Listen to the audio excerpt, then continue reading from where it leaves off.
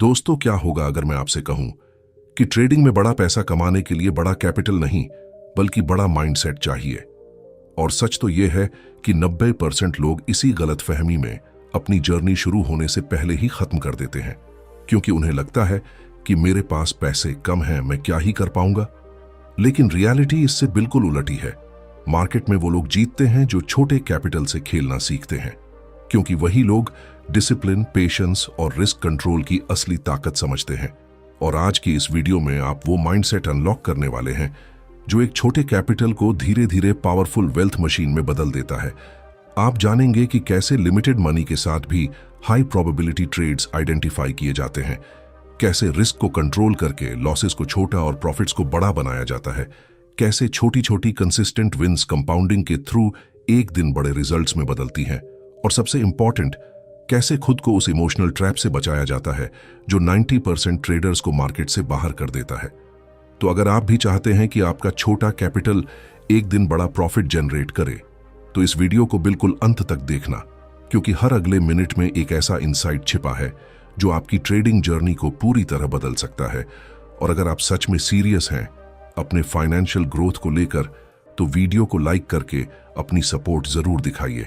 Comment में बताइए कि आप अभी किस लेवल पर ट्रेडिंग कर रहे हैं, और चैनल को सब्सक्राइब करना मत भूलिए, क्योंकि यहां आपको सिर्फ जानकारी नहीं बल्कि वो माइंडसेट मिलेगा जो आपको मार्केट में सरवाइव ही नहीं बल्कि डोमिनेट करना सिखाएगा।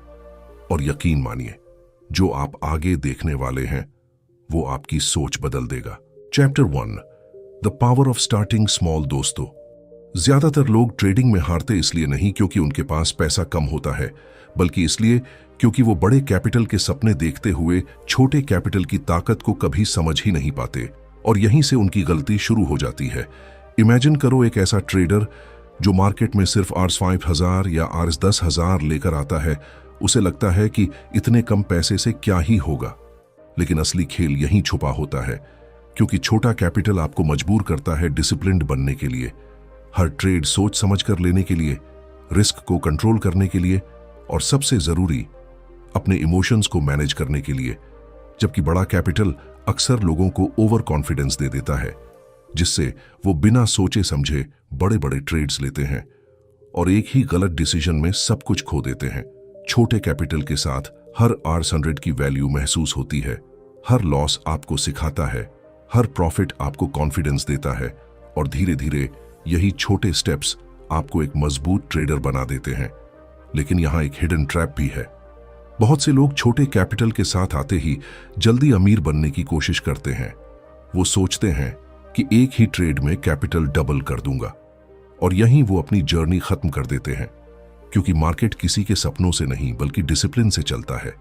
अगर आप छोटे कैपिटल के साथ भी वही मिस्टेक्स कर रहे हो जो बड़े कैपिटल वाले करते हैं, ओवर ट्रेडिंग, रिवेंज ट्रेडिंग, बिना प्लान के एंट्री, तो आपका रिजल्ट भी वही होगा, लॉस, फ्रस्ट्रेशन और डाउट।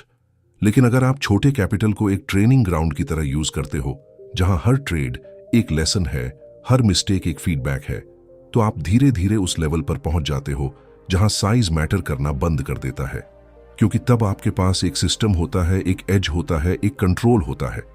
और यही वो पॉइंट है जहां से असली ग्रोथ शुरू होती है।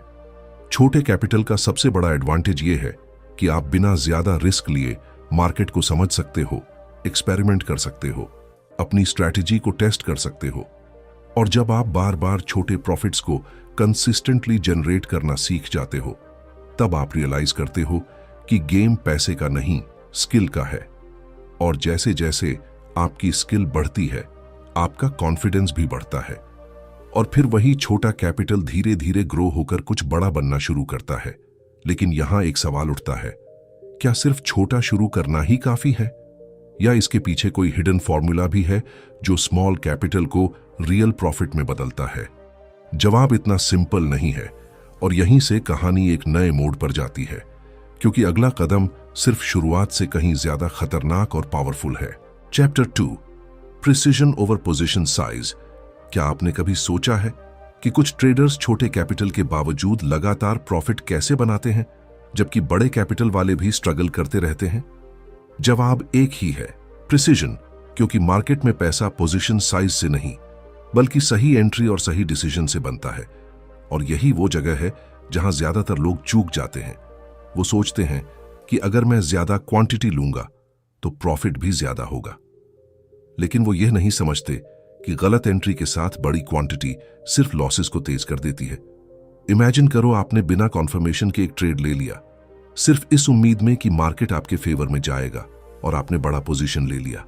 अब जैसे ही मार्केट थोड़ा भी उल्टा मूव करता है, आपका कैपिटल तेजी से गिरने लगता है, पैनिक शुरू हो जाता है और आप या तो जल्दी एग्जिट कर लेते हो या फिर लॉस को बढ़ने देते हो। यही वो विशियस साइकिल है जो ट्रेडर्स को खत्म कर देता है। लेकिन एक प्रिसाइज ट्रेडर अलग तरह से सोचता है। वो पहले मार्केट को ऑब्जर्व करता है, पेशेंस रखता है, सही सेटअप का इंतजार करता है, और जब उसे हाई प्रोबेबिलिटी अपॉर्चुनिटी मिलती है तभी एंट्री करता है।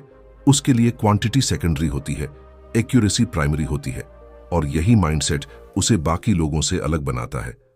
प्रिसीजन का मतलब सिर्फ सही एंट्री नहीं है बल्कि सही एग्जिट भी है, क्योंकि बहुत से ट्रेडर्स एंट्री तो सही लेते हैं लेकिन एग्जिट गलत करते हैं। या तो प्रॉफिट जल्दी बुक कर लेते हैं डर की वजह से, या लॉस को होल्ड करते रहते हैं होप में, और यही उनका पूरा गेम बिगड़ जाता है। एक प्रिसाइज ट्रेडर पहले से डिफाइन करता है कि उसे कहां एंट्री लेनी है, कहां एग्जिट करना है और कितना रिस्क लेना है। वह इमोशंस के आधार पर नहीं बल्कि सिस्टम के आधार पर ट्रेड करता है। और जब आप इस लेवल की क्लैरिटी डेवलप कर लेते हो, तब आपको रियलाइज होता है कि मुझे बड़ा प्रॉफिट कमाने के लिए बड़ा पोजीशन नहीं चाहिए, मुझे बस सही डिसीजन चाहिए। लेकिन यहां एक और लेयर है जो इस गेम को और भी डीप बनाती है, क्योंकि प्रिसीजन तभी काम करती है जब आपके पास एक रियल एज हो, एक ऐसा एडवांटेज जो आपको बाकी ट्रेडर्स से अलग करता है। और अगर वो एज ही क्लियर नहीं है तो चाहे आप कितने भी प्रिसाइज बनने की कोशिश करो, रिजल्ट रैंडम ही रहेगा। तो असली सवाल अब यह नहीं है कि आप कितना बड़ा ट्रेड ले रहे हो, असली सवाल यह है कि क्या आपके पास ऐसा एज है जो आपको कंसिस्टेंटली सही साइड पर रख सके। और यहीं से कहानी एक और लेवल पर पहुंचती है, जहां स्मॉल कैपिटल सिर्फ सरवाइव नहीं करता बल्कि धीरे धीरे मार्केट को बीट करना शुरू करता है। Chapter 3, building edge with limited capital. कल्पना करो तुम स्क्रीन के सामने बैठे हो, चार्ट्स धीरे धीरे मूव कर रहे हैं, मार्केट बिल्कुल शांत है, लेकिन तुम्हारे अंदर एक बेचैनी है, कुछ करने की, कुछ पकड़ने की, कुछ कमाने की।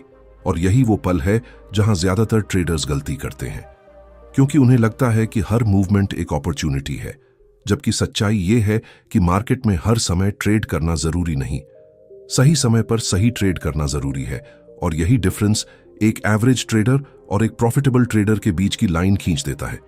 एज यहीं से बनता है।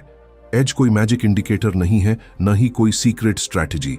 एज एक समझ है, एक क्लैरिटी है कि मार्केट किन कंडीशंस में तुम्हारे फेवर में काम करता है और किन कंडीशंस में नहीं। जब तुम्हारे पास लिमिटेड कैपिटल होता है तब यह एज और भी ज्यादा जरूरी हो जाता है, क्योंकि तुम्हारे पास गलती करने के लिए ज्यादा मार्जिन नहीं होता। हर गलत ट्रेड तुम्हारे कैपिटल को चोट पहुंचाता है। इसलिए एक स्मार्ट ट्रेडर अपने एज को ढूंढने में टाइम इन्वेस्ट करता है। वह ऑब्जर्व करता है कि कौन से सेटअप्स बार बार काम करते हैं, कौन से पैटर्न्स रिलायबल हैं, कौन से समय में मार्केट प्रिडिक्टेबल रहता है, और धीरे धीरे वह अपने लिए एक सिस्टम बनाता है। एक ऐसा सिस्टम जो रैंडम गेसिंग को एलिमिनेट करता है और प्रोबेबिलिटी के साथ काम करता है। लेकिन यहां एक हिडन चैलेंज है, कंसिस्टेंसी, क्योंकि एज सिर्फ तब काम करता है जब आप उसे डिसिप्लिन के साथ फॉलो करते हो। बहुत बार ऐसा होगा कि आपका सेटअप क्लियर है, लेकिन फियर आपको रोक देगा या फिर ग्रीड आपको जल्दी एंट्री लेने पर मजबूर कर देगी, और वहीं आपका एज फेल हो जाएगा। इसलिए एज सिर्फ स्ट्रैटेजी नहीं है, ये एक बिहेवियर है, एक हैबिट है जो आपको हर ट्रेड में सेम रूल्स फॉलो करने के लिए मजबूर करती है। और जब आप इस लेवल की कंसिस्टेंसी डेवलप कर लेते हो, तब स्मॉल कैपिटल भी धीरे धीरे ग्रो करना शुरू कर देता है, क्योंकि अब आप रैंडम नहीं खेल रहे, आप कैलकुलेटेड मूव्स ले रहे हो। हर ट्रेड एक प्लान्ड एक्शन है, एक सोचा समझा डिसीजन है, और यही वो मोमेंट है जहां कॉन्फिडेंस जन्म लेता है। लेकिन कहानी यहीं खत्म नहीं होती, क्योंकि चाहे आपका एज कितना भी स्ट्रांग क्यों ना हो, अगर आप रिस्क को कंट्रोल नहीं कर पाए तो एक ही गलत ट्रेड सब कुछ खत्म कर सकता है।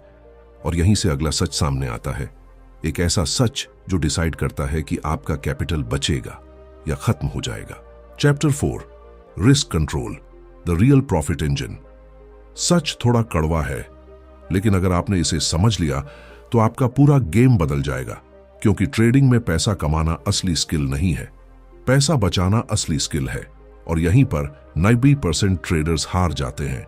वो प्रॉफिट के पीछे भागते हैं लेकिन रिस्क को इग्नोर कर देते हैं।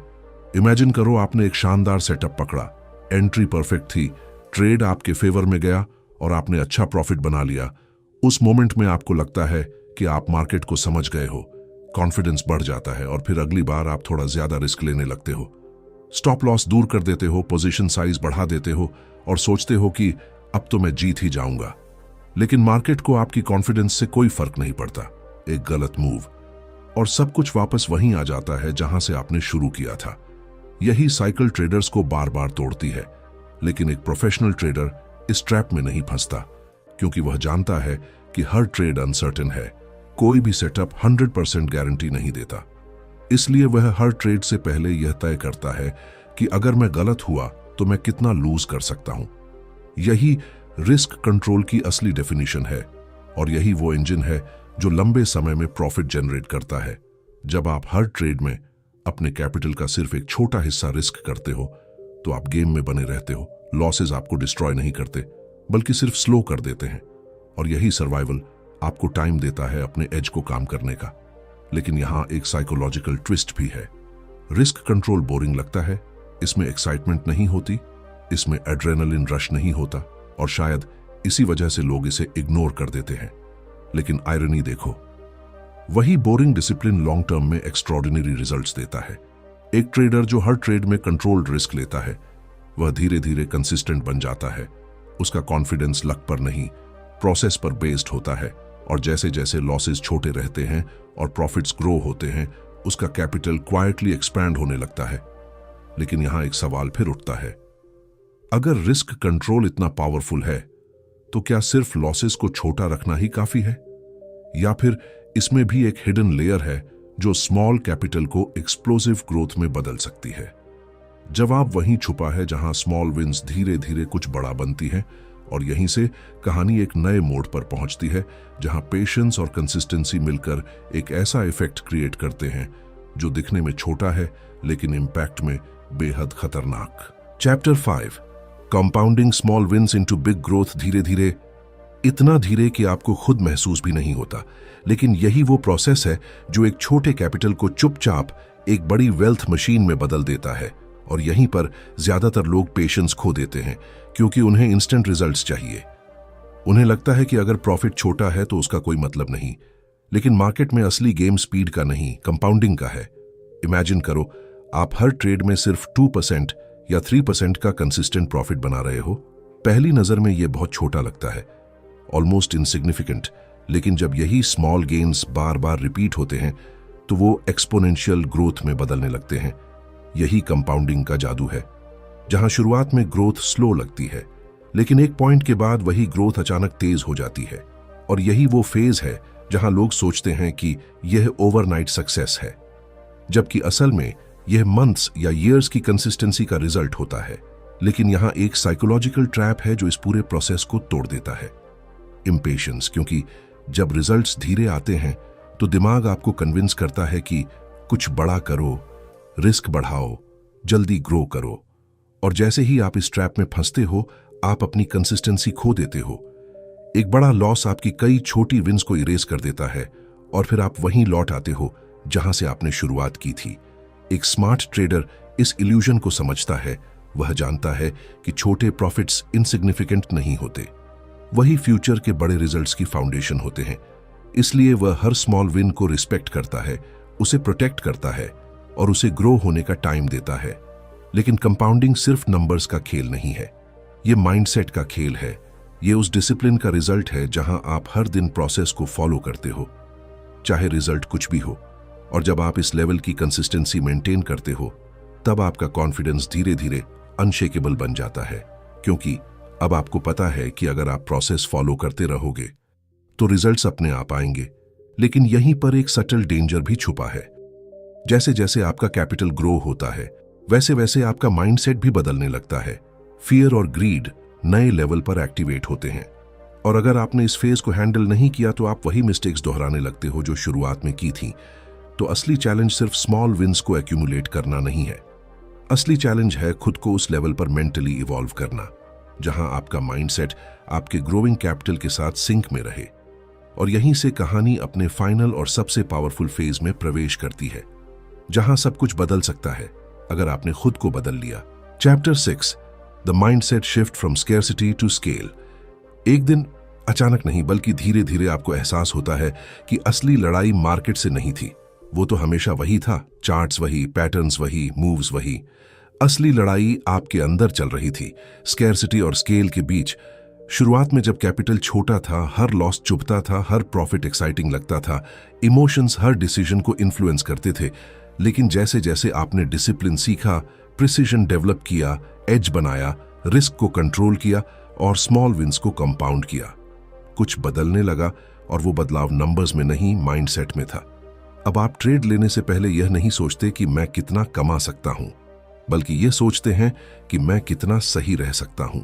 यह शिफ्ट सटल है, लेकिन इंपैक्ट बेहद पावरफुल है, क्योंकि स्कैर्सिटी माइंडसेट आपको जल्दी जल्दी डिसीजन लेने पर मजबूर करता है, आपको हर अपॉर्चुनिटी पकड़ने के लिए पुश करता है, आपको ओवर ट्रेड करने के लिए उकसाता है। जबकि स्केल माइंडसेट आपको पेशेंस सिखाता है, आपको सिलेक्टिव बनाता है, आपको यह समझाता है कि हर ट्रेड जरूरी नहीं, सही ट्रेड जरूरी है। और जब ये क्लैरिटी आती है तो मार्केट का नॉइज धीरे धीरे फेड होने लगता है। अब आप हर कैंडल पर रिएक्ट नहीं करते, हर मूवमेंट पर जंप नहीं करते। आप वेट करते हैं, ऑब्जर्व करते हैं और सिर्फ तब एक्ट करते हैं जब आपकी कंडीशंस पूरी होती हैं। यही वो लेवल है जहां ट्रेडिंग गैम्बलिंग से स्किल में बदल जाती है। लेकिन यहां एक फाइनल टेस्ट भी होता है। जैसे जैसे आपका कैपिटल ग्रो होता है, वैसे वैसे स्टेक्स भी बढ़ते हैं, प्रॉफिट्स बड़े होते हैं, लॉसेस भी बड़े हो सकते हैं। और यहीं पर पुराने फियर्स और टेम्पटेशंस फिर से सरफेस करने लगते हैं। लेकिन अब फर्क यह है कि आपने खुद को ट्रेन कर लिया है। अब आप इमोशंस को इग्नोर नहीं करते, आप उन्हें समझते हैं और कंट्रोल करते हैं। आप जानते हैं कि कंसिस्टेंसी ही अल्टीमेट पावर है और यही कंसिस्टेंसी आपको स्केल तक ले जाती है। धीरे धीरे आप रियलाइज करते हैं कि स्मॉल कैपिटल सिर्फ एक फेज था, असली एसेट तो आपका माइंडसेट था। और अब जब माइंडसेट इवॉल्व हो चुका है तो स्केल सिर्फ टाइम की बात है। लेकिन यहीं एक आखिरी सवाल खड़ा होता है, क्या आप इस माइंडसेट को हमेशा मेंटेन रख पाओगे, या फिर सक्सेस के साथ आने वाला प्रेशर आपको फिर से उसी पुराने लूप में ले जाएगा? क्योंकि मार्केट कभी नहीं बदलता, लेकिन ट्रेडर्स अक्सर बदल जाते हैं। और यही वो पॉइंट है जहां असली कहानी शुरू होती है।